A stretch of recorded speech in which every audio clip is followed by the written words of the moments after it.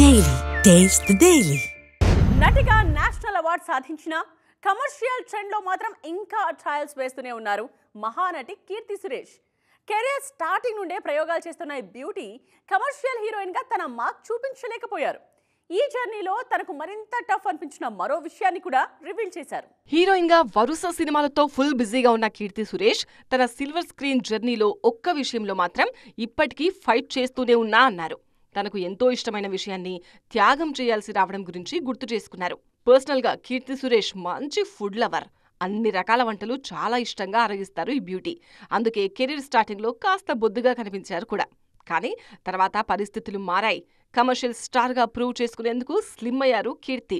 ఆ లుక్ అలాగే మెయింటైన్ చేయడం కోసం స్ట్రిక్ట్ గా డైట్ మెయింటైన్ చేస్తున్నారు. ఫుడ్ విషయంలో కంట్రోల్లో ఉండడం తనకు ఇప్పటికీ ఒక ఛాలెంజే అంటుంటారు కీర్తి సురేష్.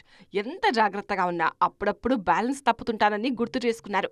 అలా డైట్ స్కిప్ చేసిన ప్రతిసారి ఎక్కువ వర్కౌట్ చేయాల్సి వస్తుందన్నారు. ప్రెజెంట్ రివాల్వర్ రీటా సినిమాతో ప్రేక్షకుల ముందుకొచ్చేందుకు రెడీ అవుతున్న కీర్తి సురేష్ తమిళ్లో కన్నెవేది అనే సినిమాలో నటిస్తున్నారు. విజయ్ దేవరకొండ హీరోగా తెరకెక్కుతున్న రౌడీ జనార్దన సినిమాలో నటించేందుకు గ్రీన్ సిగ్నల్ ఇచ్చారు.